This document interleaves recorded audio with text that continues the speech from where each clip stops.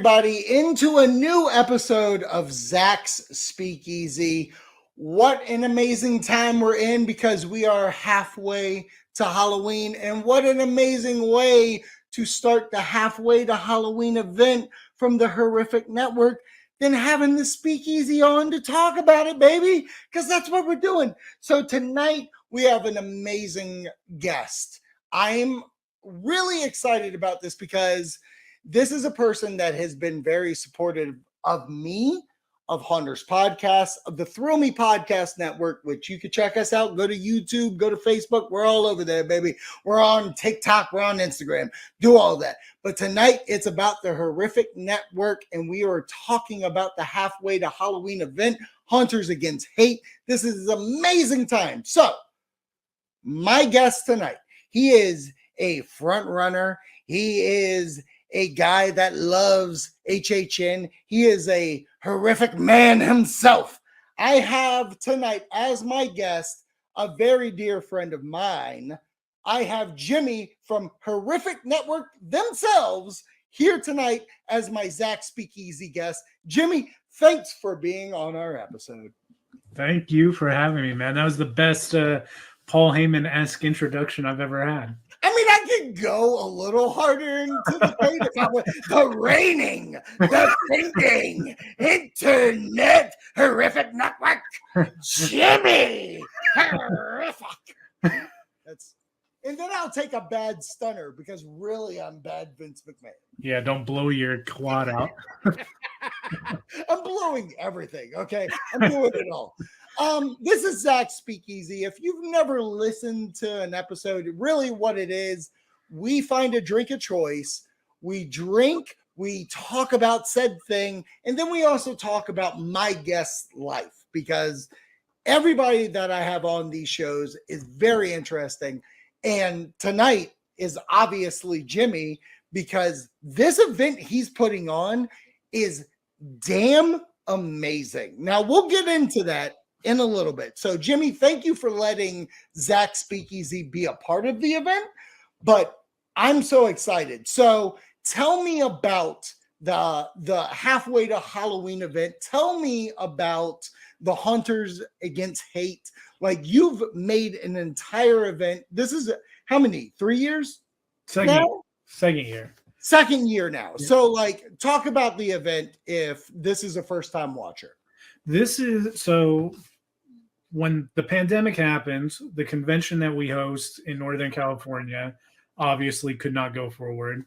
And so one of the co-producers of that event and that's called Sinister Creature Con, Brian, who is a guest this weekend as well, he and I kind of came up with the idea that the weekend that it was going to happen, we should just do a online event. And so that was Sinister CyberCon. So technically, as far as online shit, this is the third year that we've done it. But as Sinister was able to come back to in person, the online thing was so cool because it allowed us to have people who could not get to California anyway. And so last year I was like, halfway to Halloween, seems like a good enough time to try to put something together.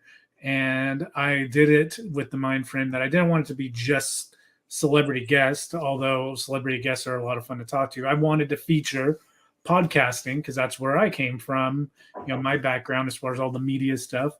And so we filled that weekend like we filled this weekend here with some great shows to host their podcasts. And then we have great panels as well.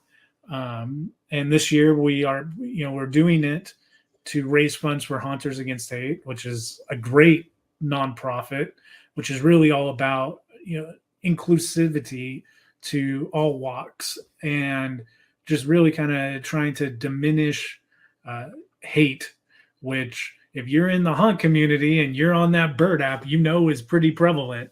And so that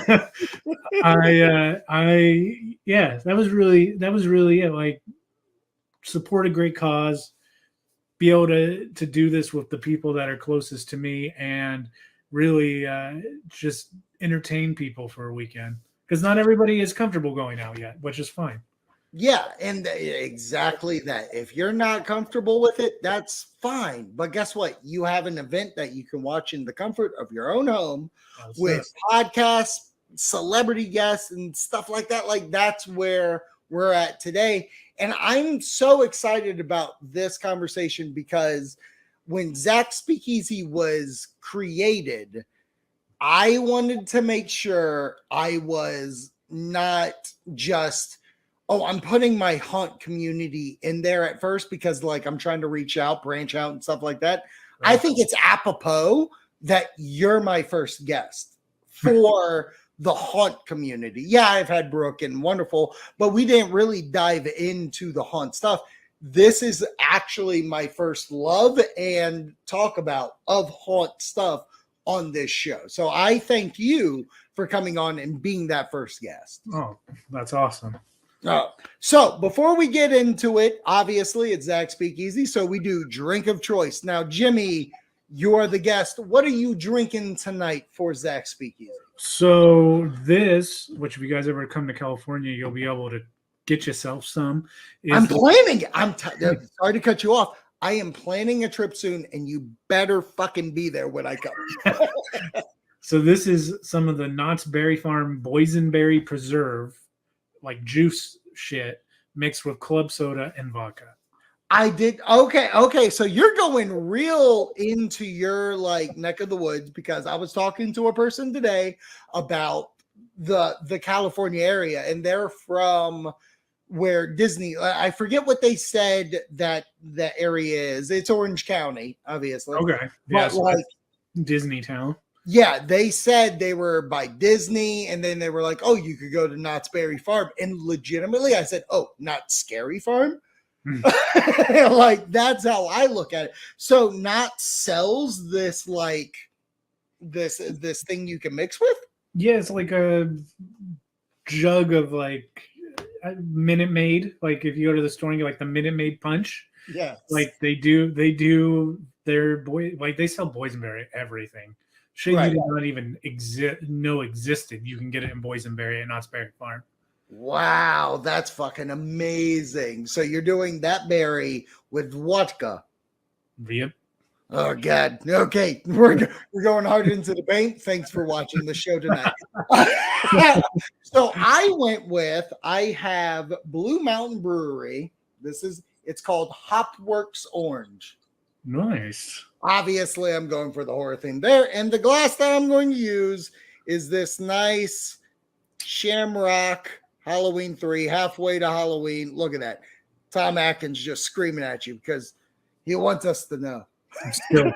I'm still pissed about that last year. I want to know what will happen. What happened? Well, about your house.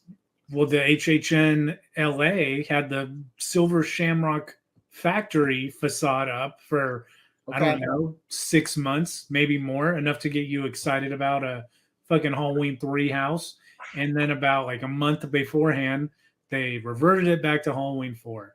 Okay, so let's talk about this for a minute. So this is Zach Speakeasy on Hunter's Pod, which has already passed. If you look at the title is called I Hate Twitter. That episode, we talk about the speculation of Halloween 3 being a house and how talking about it, getting ready for it, and then it goes away like what, a month or two before the event happens? It was super weird. So what was that for you? For a guy that is based in California, you were getting almost a property that you never thought you would get at an HHN event, in my opinion, because like obviously Michael Myers is the Halloween guy, but there is this bastard son of a movie that people love. I got the fucking glass. What was it like seeing it being reverted into this Halloween 4 house that you've gotten before? Infuriating. Like whenever you say HHN, everybody always says like, oh man, like Universal Orlando is so dope. I'm like, yeah, I'm talking about the shitty one. Oh, God damn it, don't do it when I'm drinking. Oh, no. Like, do you really feel like there's that difference? Like, do you feel like there is? Because I got to experience HHN with you last year for the first time. Like, we got to hang out and go through it. I met your lovely wife who really hates anything horror. But, like, is there really that difference between the Hollywood and Orlando? The short answer is yes. Okay.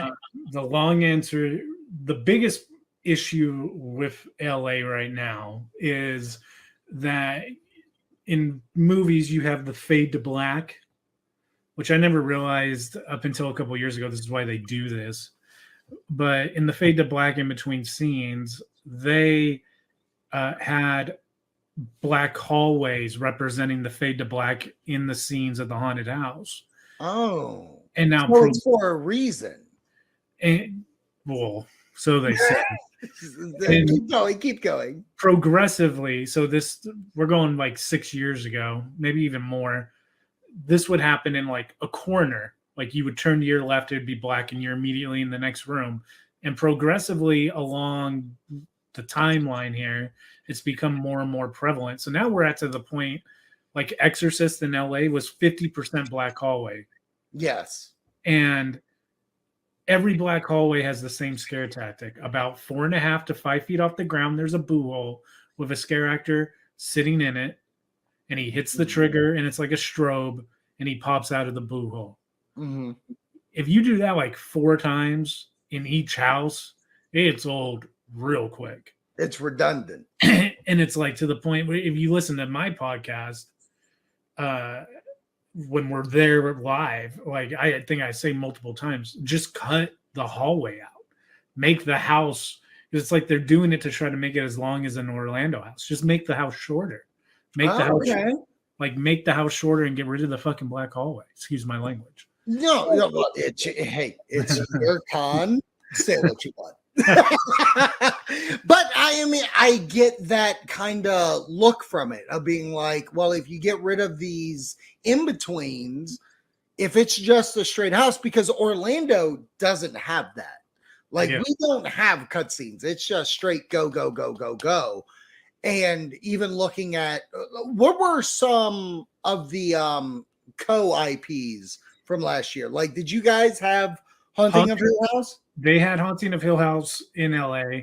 That was the best scare tactic in LA. Okay. Because they had the room, I want to say it was either like a nursery. You know, in Orlando, you only saw her when she's pregnant. She had that thing in her belly. Yes. So that whole room was bigger. And as you're walking through it, you didn't really see anybody. You saw the bassinet, but then there was a mirror on the far wall. And so when you turned to walk out of that room, the tall man was in the mirror. And that was pretty cool. Yeah. They also had in the tea party room, when the little girl is dying, the room would strobe and all the ghosts are surrounding the table, which was pretty cool. So they do like they do cool stuff, like right.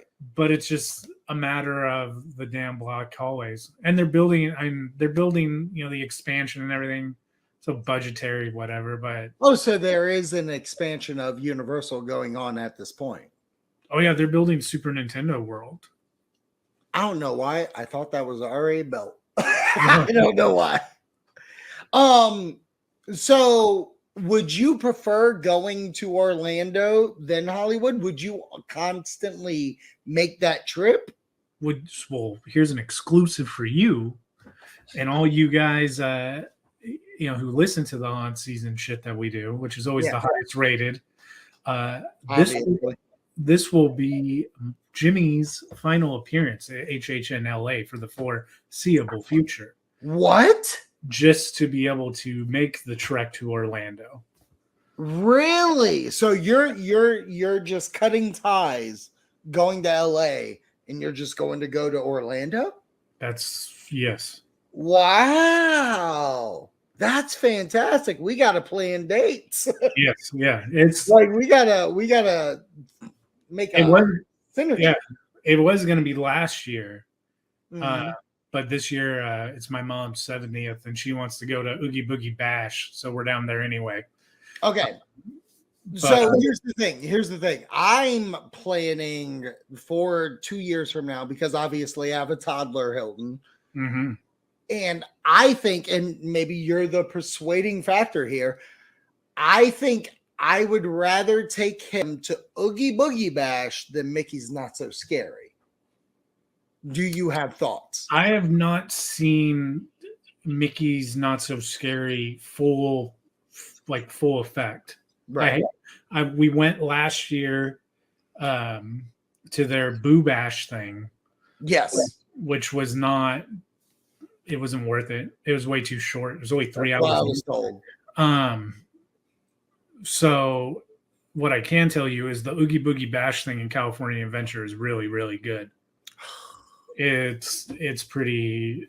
It's one of the better Halloween things that they have done since I've done Disney Halloween. Right, right. Okay, so between Hollywood being okay besides the Black Walls, it feels those events have been pretty good at HHN. Then if I bring my kid to Oogie Boogie Bash, Mm-hmm. and if I feel okay there, and again, if I'm going to California, I'm going for the event. Yes. I want you to sell me not so scared or not so scared, not Scary Farm. Knott's is you've done like Hollow Scream, right? In my Busch Gardens, yes. That's what I would say it's pretty comparable to, maybe a little bit more set design. Okay. I went to Hollow Scream in Tampa, and then we did the Orlando one last year for their first year.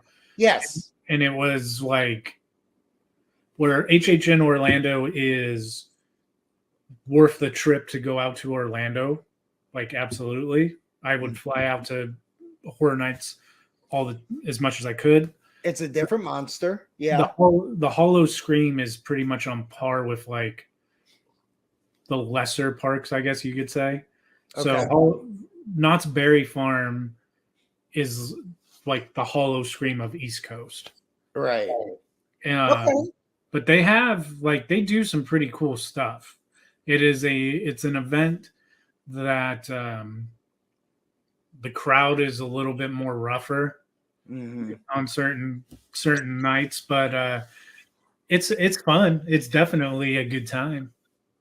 I feel like almost in the fashion of Knott's kind of feels like the more indie rock of, that's a good the Halloween event that's going on at this big location. And when everybody's like, oh, I'm going to HHN, you get to go, I'm going to Knott's Berry Farm, baby. Yeah.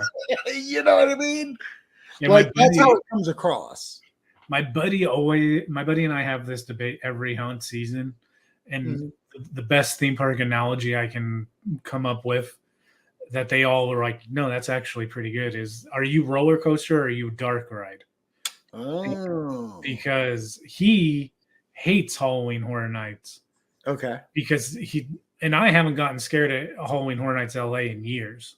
Right. But I appreciate the set design and all that. Jimmy wants to feel something, guys. I do, yes. I want to walk through Camp Crystal Lake. I want to be in the boiler room. Right, right. Shove me out of the room, sir. You're taking too long. That's how I am. I'm looking at the houses like I'm about to buy it, like it's on the market. Yes, that's how I go through houses.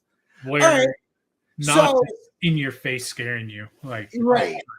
Okay, now we're going to go back real quick, just so I can know. Is the shirt you're wearing with Stay Puft and HHN Orlando? HHN? This is Hollywood. That's a Hollywood shirt. Yes. Okay. If they share IPs, coasts, it's usually the same shirt. Okay. Oh, well, the main IP. I'll Right. agree with that. Yeah. Okay. So I want to go back real quick because, like, before HHM, before going into this network, what got Jimmy into horror? What was the thing that made you say, "I love this"? Damn. So fifth grade, Ooh, my which he's actually a co-host, moderator, actor. My fifth grade teacher, Charlie, who was the main antagonist of the first film I ever did. Uh, no shit. yeah, 20 years later, um, he would read us Goosebumps instead of like, I don't know, where the red fern grows. Common Huck or Yeah, whatever. yeah. And so, and he used to tell us where the local haunted houses were each year. Shut up. Yeah, and so then my dad would take us, and so that's kind of where the haunted house stemmed from. Movies, Mm. God, the one I always point to Carpenter's Halloween, the original Pet Cemetery. There's those are probably the top two from my childhood that my mom made us watch Pet Cemetery right after the dog died because it just so happened she happened to finish the book like the same week that the dog died and she still wanted to watch it. Oh Um, my God. so that was brutal. That's And, some morbid shit right there. I'm in love with it. and then Blockbuster Video, my dad and I would go every Friday and he showed me Halloween and I'm like, that doesn't look scary. And the night of, I couldn't finish it. I was like, Right. just like, oh, and I was hooked ever since. Fucking Blockbuster. And I mean, I know this is almost cliche to say now, where like the reason why Blockbuster worked and those movies worked back then is because the posters on the VHS box or DVD box were just intense. Oh yeah. Do you have a favorite from the era of the box? Like for me, I feel Evil Dead 2 always had that eerie box with the skull with the eyes looking Yeah. at you like this. Like for some reason, I have that ingrained in my mind, and I never watched that movie until I was in high school.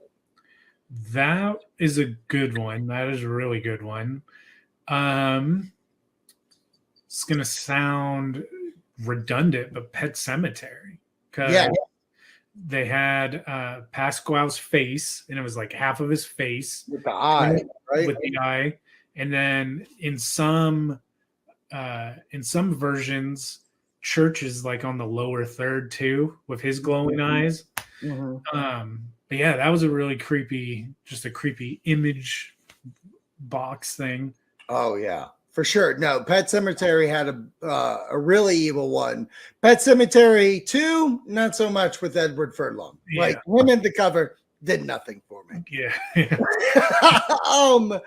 Do you remember the first like legitimate haunt you went through? Like not, and when I say legitimate, because like we're in a weird world where like, you could go to a haunt and it's, ghosts are around. But I'm talking like HHN style haunt, Halloween, Hollow Scream. Do you remember the first one you've ever gone through? Like theme park one? Yeah, because well, it doesn't even have to be theme park, honestly. Like I remember my first haunt was we had this thing called the Chesapeake Jubilees. And the Jubilees would put on this haunt event out of woods. Like they fucking cut the woods open. You would like the people would put up their own, like, this is my section, and I'm gonna boo you the best way I can. Okay. There was no storytelling or anything like that. But do you remember your first version of that? Yeah, there's one called Scaredale out in this little town called Oakdale. And they built it was like their movie theater, their library, and maybe a hospital. But it was like a little town, like Main Street essentially. So they had like a scare actor thing, and then they had all the fall festival stuff with the food and stuff you could buy. But the movie theater haunt, or that was based on their movie theater, was pretty cool because you would walk in and you would walk like through the screen in each theater. So you would see like Phantom of the Opera, and then the entrance into the room was the screen, and then there was like a scene from Phantom of the Opera. That was pretty wild.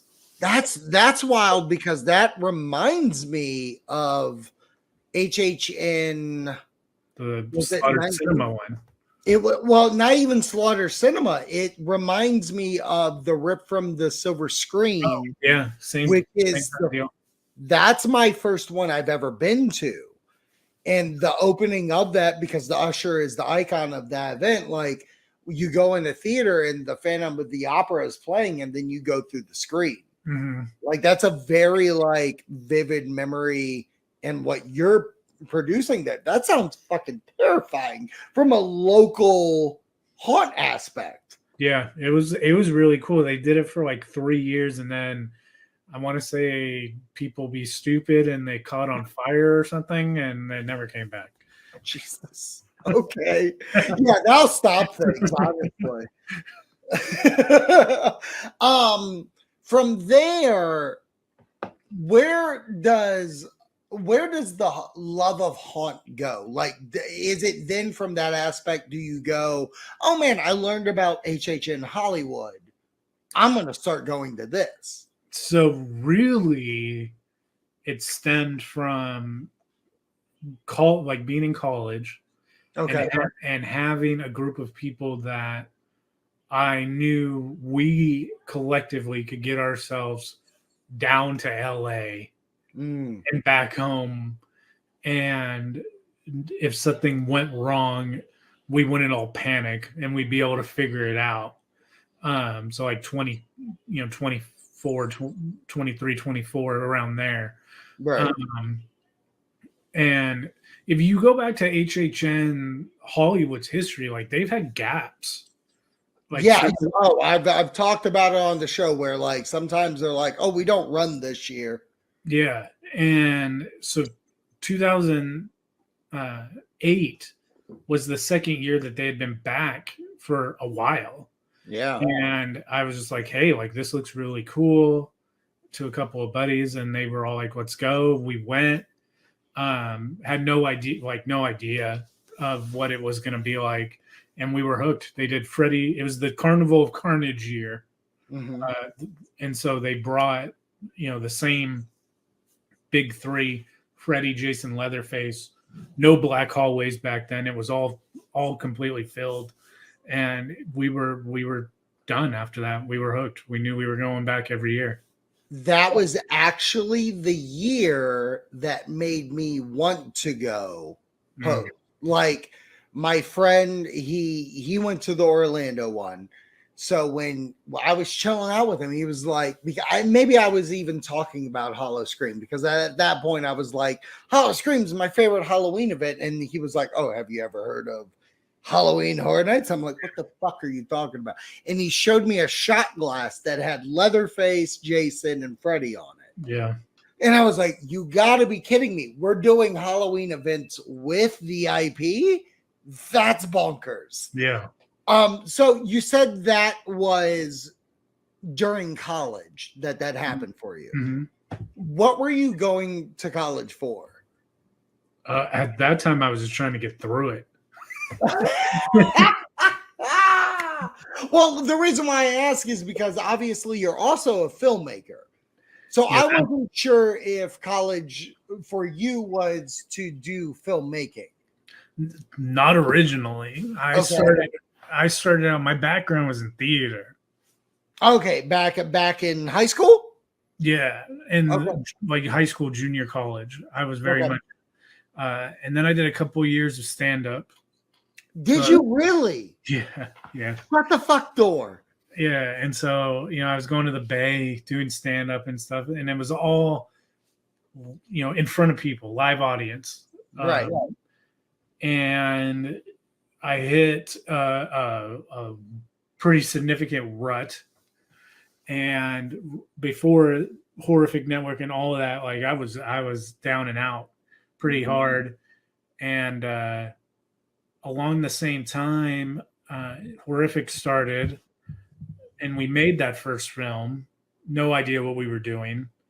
I was like, I need to learn how to do this better. Not so much the podcasting, but the filmmaking.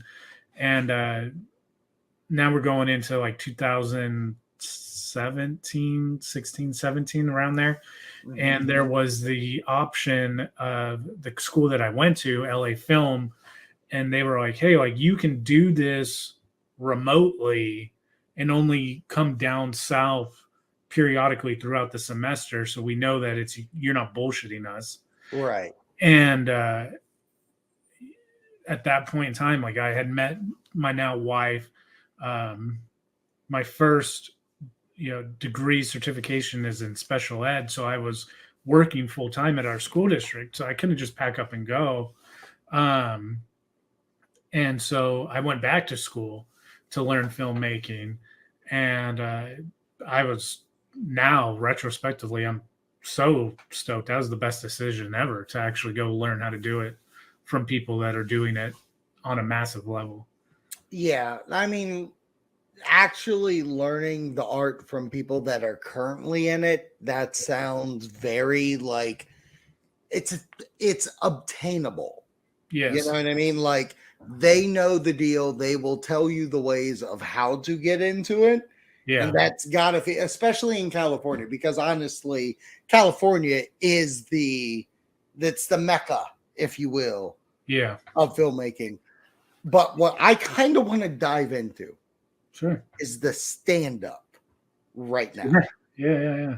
Stand up, and this is God honest, goddamn truth. I am a former pro wrestler. I am a guy that went out in pink tights, yelled at the crowd and called them hicks, and performed in front of them, get my ass kicked, get pinned, and get booed off the fucking stage. Mm-hmm. I would pick that 100 times over doing stand-up, only because that sounds like the most petrifying thing that I have ever heard of. It is. It's the worst feeling ever to go out there and you think you're hilarious and your friends think you're hilarious. I think I'm the funniest goddamn guy in the world. And to go out on stage and to deliver, lines, because that's the way that I kind of learned, was it really is you're writing pretty much a monologue. Yeah. And to not get any reaction at all is the craziest feeling. Couldn't imagine the feel. And literally starting out in that, like, everybody has that reaction. Like open mic nights and your first bookings and stuff, you're gonna get like right. And it's just a matter, it's like podcasting or vlogging or whatever else, like you just have to continue with it. And right, just the biggest advice to anyone who's trying to get into it I could give is just shut up when you're on a set night and you have anybody who's got like years of experience over you. Like, just shut up and listen to their advice and learn from them, watch them. Mm-hmm. And a lot of that, as I progressed, was really helpful, because it is all theatrical on top of just telling jokes, and learning to kind of blend the two, the real you with your stage you and all that. I imagine, pro wrestling is exactly the same. Right. And it's just a matter of knowing, having enough material too, to know, like, if you're going into it with a certain like lane that you think you're going to drive through in all night and it's just not working, to be able to have enough material to be able to switch lanes real fast. Mm-hmm. And kind of win over that crowd. That is an important aspect of it too. What a fantastic way to put that, because there is because I just kept thinking in my mind of like, how wild would it be if I'm like doing a brain buster, and that brain buster is the nastiest thing that you've ever seen, and when you hit it and the crowd's just dead, doesn't say a sound, doesn't do anything. And it's like, well, that's an oh shit moment. And you didn't do anything. And you bring up a great point. And I think that's why comedy kind of is a mirroring aspect. Like one's with words, one's with like physicality, where like it is. You're absolutely right. Where in wrestling, if you're in a match and people aren't jiving towards like the chain wrestling, if you will. And it's like, oh no, they want to watch us fucking punch and hit and just go outside the ring and be barbaric. That's what they want. And you kind of have to metamorphose the match itself inside of it. And that's why I have never heard a comedian say that I have to like switch my gears of what I'm saying. Usually, I mean, I think a lot of that is when you're watching it on Comedy Central and everything, those guys have been doing it for so long that they're freaking the best of the best. Right. And they don't have to anymore. They know their hour is solid. People have paid way more money. Their character. Yes. Like they are dialed in completely. And they also have reached the status of, if you don't think what they're saying is funny, like they don't give a shit because you've paid, $100 to go into an arena that's filled with 20,000 people and 19,000 of them are laughing. So, yeah. So we got into just the tip of the iceberg, filmmaking. You have made yourself a filmmaker. Yeah. And I've seen trailers that you have come out with your work.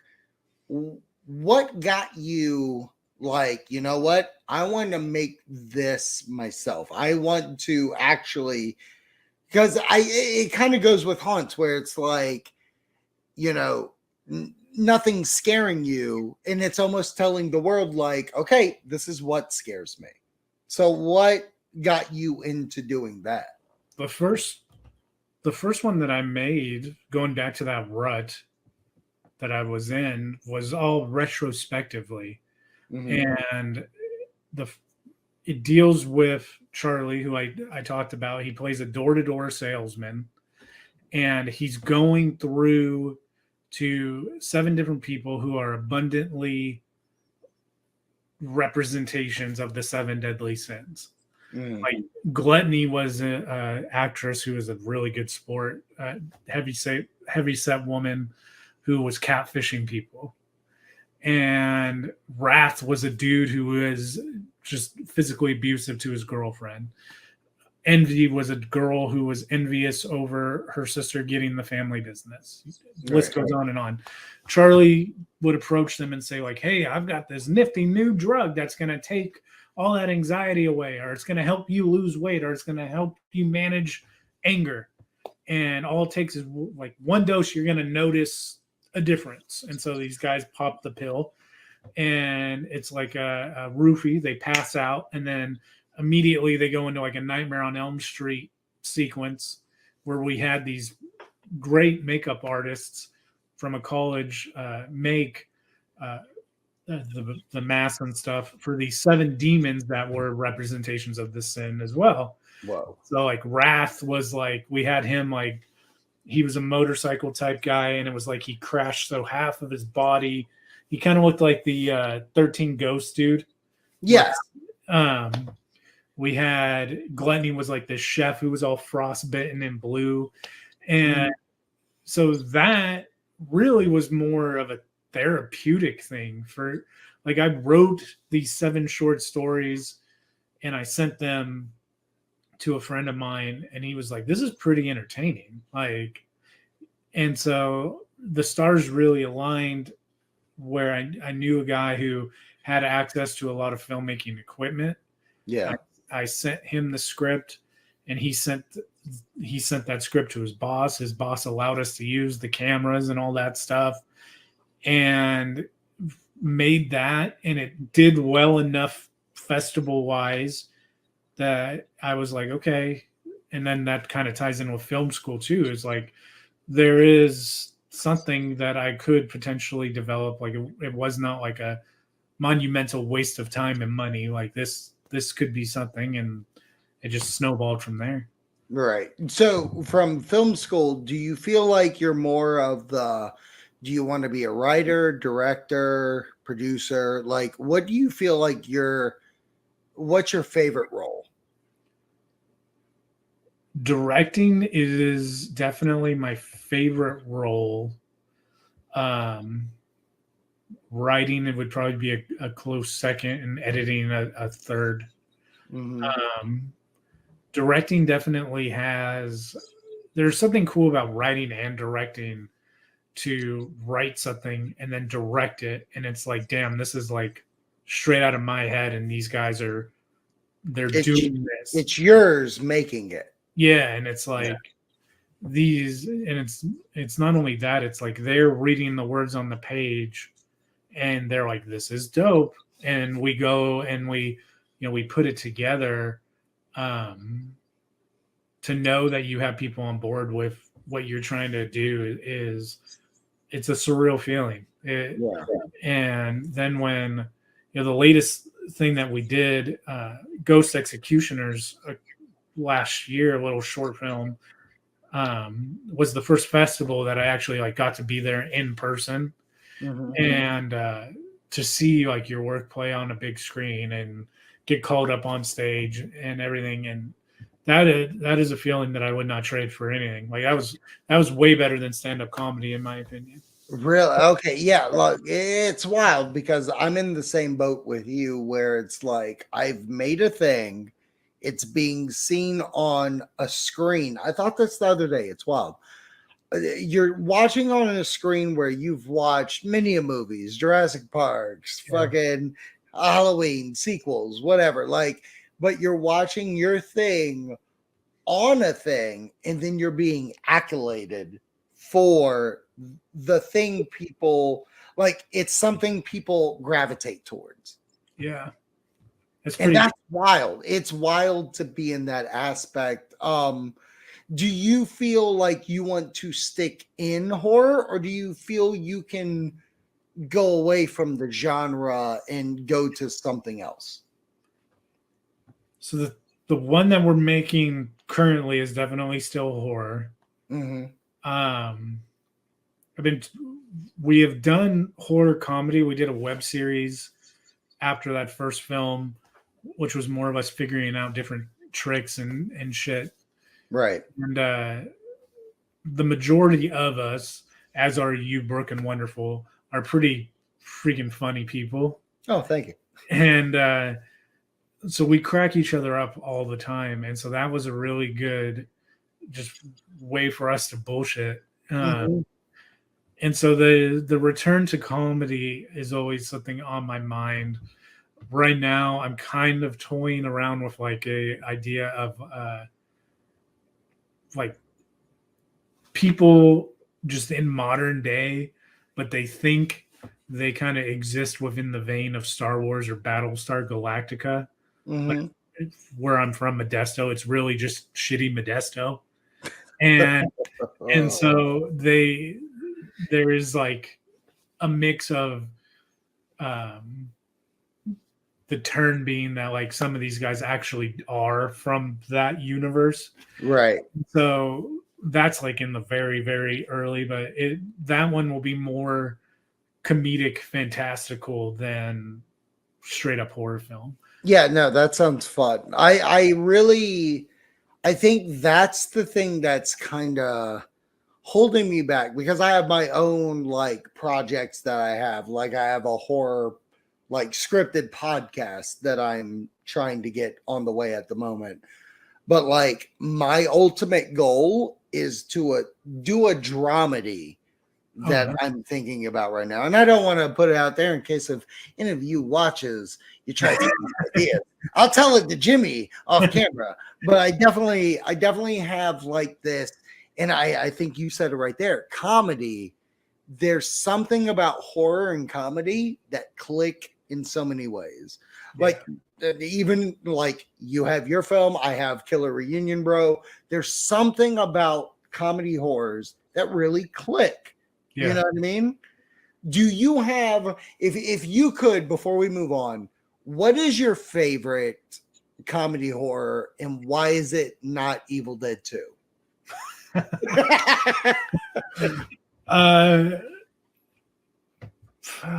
That's a good question. Comedy horror.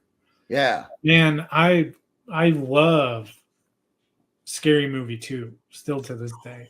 Fuck, Scary Movie 2 is really good. Like that movie makes me laugh every time I watch it. Damn, that's a good pull. Because when you really think about it, they do a really good job of almost mocking the series, but also like we're just doing what it does. Yeah. You know, like especially part 2. And I love that you pulled that because it is that like it's a haunted house version now. Mm-hmm. It's not a slasher. Yeah. And there's something about Tori Wilson making love to a ghost. Yeah. And then stalking him. And the ghost just doesn't want a part of it. It was just a bang. Leave me alone. Holy shit. What a pull. Oh my God. That's amazing. Okay. So I'd be apropos if we didn't get into HHN 2022. Spec maps have been coming. Mm-hmm. Things have been in the air. I would love to know if Jimmy has 3 IPs that he would love for this year's HHN. What would they be? Damn IPs. I really loved Hill House last year. Mm-hmm. Everybody seems like they're on board for Midnight Mass, but I would rather Bly Manor. Okay.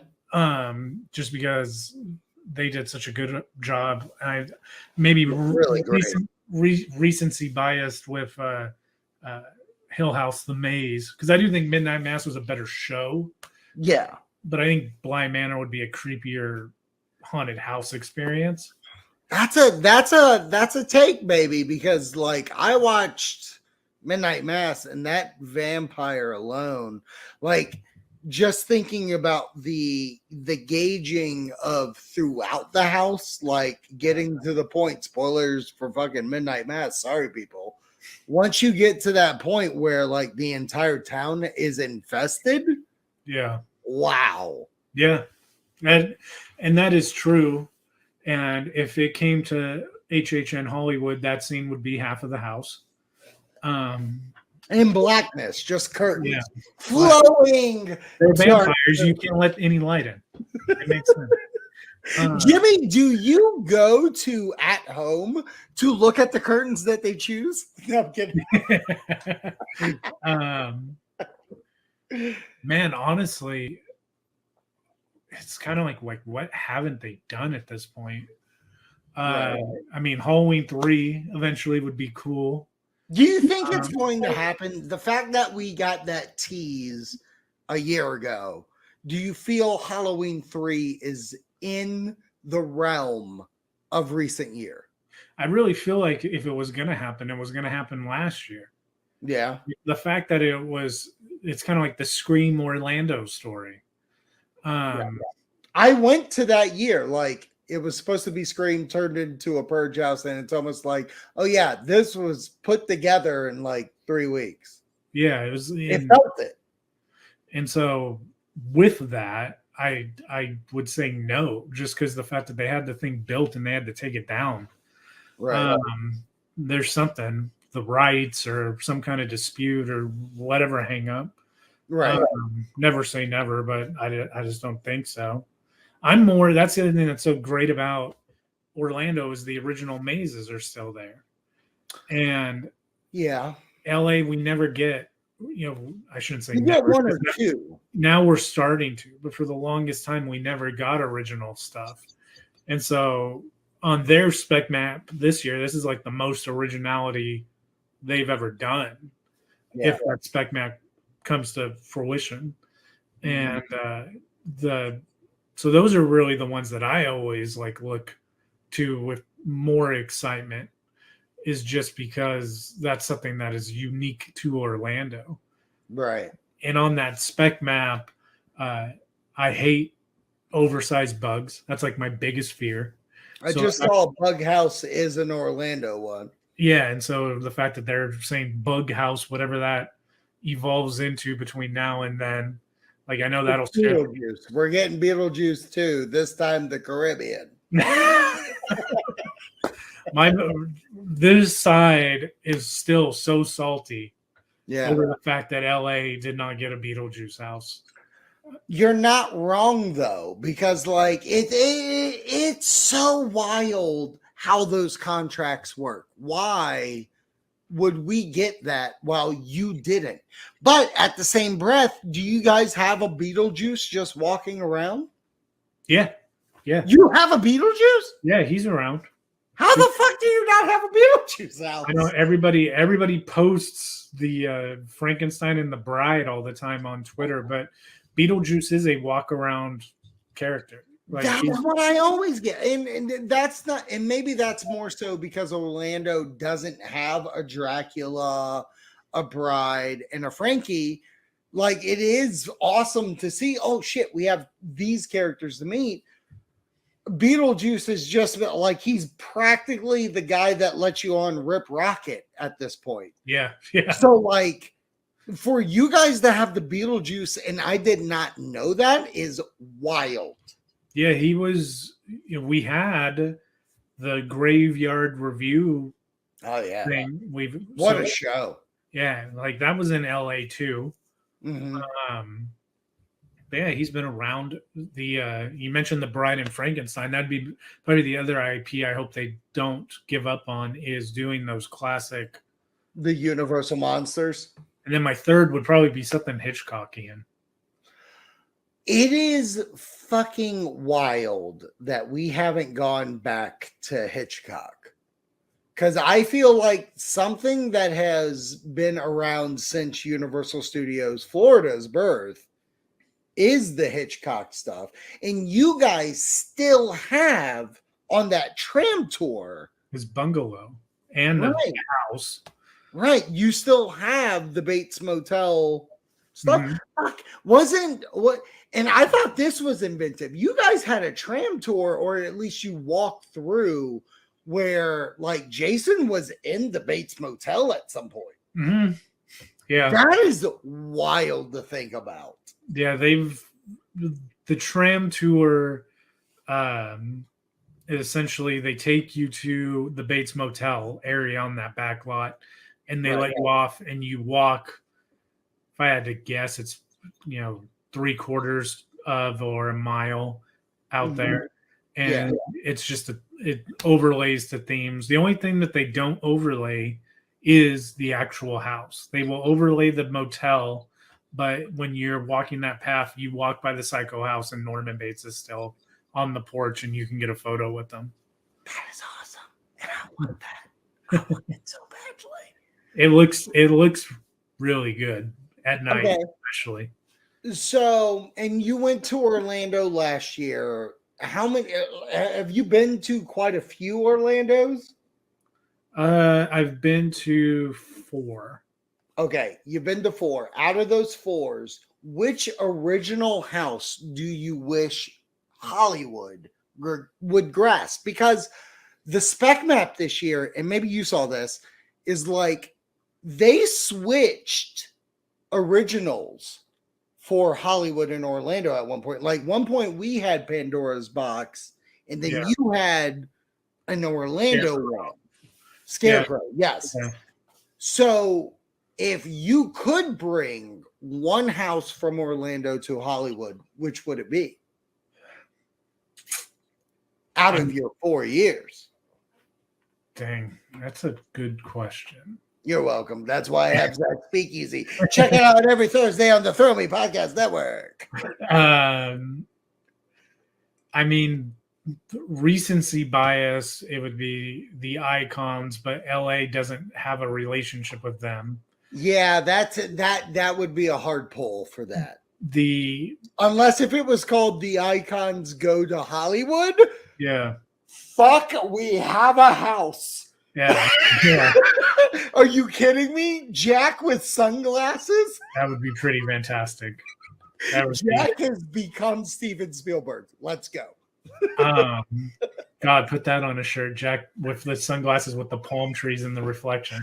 Find it on Hunter's Tea Public right now. I feel like the best two that I can think of off the top of my mind that would like showcase how much Orlando does. Yeah. Are Wicked Grove and Carnival Graveyard. Oof. And the third would be back in HHN 20, there was one called Hades. Yes. And that one, and they did a Legendary Truth one called the Wayne Dot Estate.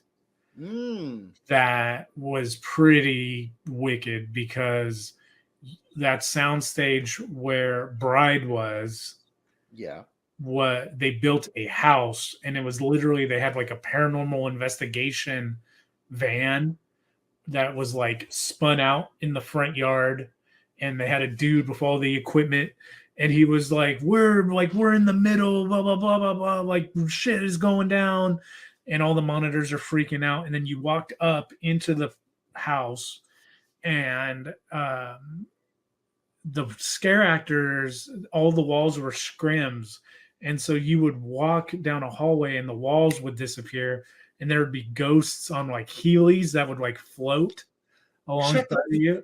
What? Yeah, that one was really good. This feels very in the vein of Graveyard Games. It was like that, but if so, you did that and then. But Ghost the Heelys is what sells. Yeah. It was like that meets Ghost Adventures. Holy shit, I'm into this. And so, wow, that is pretty epic. If Hollywood could get that, I'm sure the Black Curtains would have a field day. Yeah. Jimmy, I'll be honest with you. I'm almost done with that little beer there. You're down to your drink there. I obviously everybody's here for the halfway to Halloween event. Please plug away the rest of the event that's going down. All weekend, man. Tonight included. Tonight, actually, 2 more members of the Thrill Me Podcast Network, Wonderful and Review It Rob and myself. We're going to be in the commentary booth as we decide. Everyone has this debate talking about the bird app hate, as the debate is always which icon is the best. We're gonna find out in the ring. Apropos, actually, should send you the link too if you want to. I'll be there. McMahon, I'm gonna blow so many quads. First round matchups. You've got Jack the Clown versus Chucky. Eddie is taking on Dracula. Usher versus Director, and Caretaker is also in action. Then we got And this is all of it a debate to find the winner? Oh, no, man. This is, if you watch our show, Horrific Championship Wrestling, this is battle. Live. This is live, CPU type thing where we're using WWE 2K19, and these guys are going to get it on with no influence by me or anybody else who does CPU. Yeah, this is all CPU. It's all done on stats. And then tonight, we debut Chance, Lady Luck, the Storyteller, and the Bride of Frankenstein. They're also part of it. So that'll be a good time. That's going to be great. All weekend, man, we got Richard and Anastasia Elfman. We've got Joe Castro, great makeup artist. We got directors. We got authors. We're video game demoing Universal Orlando on the Roblox server. It's just tons of stuff, tons of great podcasts, and it goes from now until Sunday night. So, and it's all awesome. And it's the all Roblox stuff is so interesting to me because from a guy that has a kid that got into Roblox, like to see what the fucking community can make is what, like I've gone through HHN houses that are pretty goddamn spot on. Yeah. That's that all, wild. that all stemmed from when we were all locked down and we couldn't go. Yeah. Looking for and having literally 18 out of the 24 hours day to just sit and stare at a wall. Yeah. And I don't even remember how I found Roblox, but I did it once and I was like, holy shit, this is actually pretty entertaining. Yeah. And then the Haunt community on that server found us and they were like, well, you should come check this out and this out and this out. And yeah, it's fun. It's kind of weird. It's kind of weird being, 30 something years old and that 95% of them are like 12 years old. But I'm like, fuck it, man. It's fun. Oh, so you're talking about Twitter.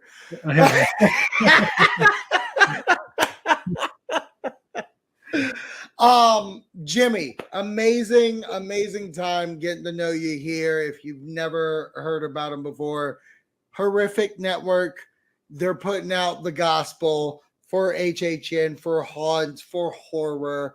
Thank you so much for coming on, brother. For sure, man. Thank you. All right. Hey, check out the rest of the Horrific Network Halfway to Halloween event, Hunters Against Hate. Go help them out because that's such a great cause. And cheers.